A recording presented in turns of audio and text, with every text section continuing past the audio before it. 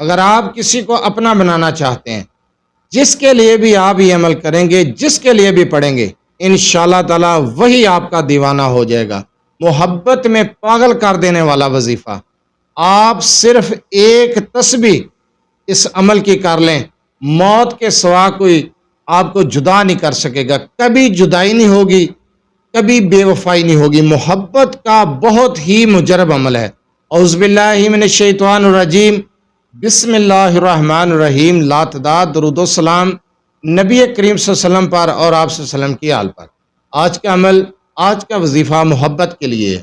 اگر آپ کسی کو اپنا بنانا چاہتے ہیں، کسی سے اپنی بات منوانا چاہتے ہیں، یا پھر کوئی آپ سے روٹھ چکا ہے اسے منانا چاہتے ہیں، ناراضگی کو ختم کرنا چاہتے ہیں، تو آپ یہ عمل، یہ وظیفہ کر لیں۔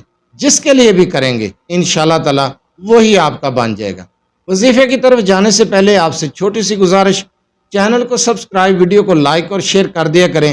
یہ آپ لوگوں کی طرف سے آپ کی محبت، آپ کا خلوص اور ہمارے لیے حوصلہ افزائی ہوتی ہے۔ اگر آپ اپنے مسائل کے بارے میں مجھ سے رابطہ کرنا چاہتے ہیں تو رابطہ کرنے کا ٹائم ہر ویڈیو میں بتایا جاتا ہے کہ رات 8 سے 10 بجے تک آپ لوگ رابطہ کر سکتے ہیں۔ دن کے وقت کال یا میسج کرنے سے گریز کیا کریں۔ مصروفیات کی وجہ سے آپ کی کال اٹینڈ نہیں کی جاتی، میسج کا جواب نہیں دیا جاتا، تب اعتراض کیا جاتا ہے، اس لیے رابطہ کرنے کا ٹائم ہر ویڈیو میں بتایا جاتا ہے۔ جو وظیفہ بتایا جاتا ہے اس وظیفے کو پہلے غور سے سنا کریں، سمجھا کریں، اس کے بعد وظیفہ کیا کریں۔ بعض حضرات کہتے ہیں کہ آپ ایک بات کو بار بار رپیٹ کرتے ہیں، اور بعض بھائی کہتے ہیں کہ بھائی تفصیل کے ساتھ بتایا کریں۔ اب کس کی مانیں اور کس کی نہ مانیں؟ اگر وظیفہ سمجھ نہ آئے تو ویڈیو کو دوبارہ دیکھ لیا کریں، بار بار واٹس ایپ پر میسج کر کے جو وظیفہ بتا دیا جاتا ہے اس کے بارے میں سوال نہ کیا کریں۔ اس کی اجازت عام ہے، اجازت لینے کی ضرورت نہیں ہے۔ آپ محبت کے لیے یہ عمل کر سکتے ہیں۔ اگر آپ کی بیوی ناراض ہو چکی ہے اس کے لیے کرنا چاہتے ہیں، کوئی دوست ناراض ہو چکا ہے اس کو راضی کرنا چاہتے ہیں، کسی کو اپنا بنانا چاہتے ہیں، کسی کے ساتھ ناراضگی ختم کرنا چاہتے ہیں، محبت کے لیے بہت ہی مجرب عمل ہے۔ بیوی اپنے خاوند کے لیے بھی کر سکتی ہے۔ آپ کا کوئی بہن بھائی ناراض ہے آپ سے، آپ اس کے دل سے نفرت کو ختم کر کے محبت پیدا کرنا چاہتے ہیں تو یہ عمل کر سکتے ہیں۔ اس عمل کو آپ نے کرنا کس طریقے سے، یہ چیز نوٹ کرنے والی ہے۔ جو پڑھنا ہے اس کو بھی غور سے سنا کریں، ٹائم بھی دیکھا کریں جو بتایا جاتا ہے، کس طریقے کے ساتھ کس ٹائم پڑھنا ہے، ساری چیزیں نوٹ کیا کریں اور اس کے بعد عمل کیا کریں۔ اس عمل کو آپ نے ایک تسبیح کرنی ہے، ان کلمات کی اول آخر 3 مرتبہ درود ابراہیمی پڑھنا ہے، اور بہتر ہے کہ آپ اس عمل کو بعد از نماز عشاء کریں تنہائی میں بیٹھ کر۔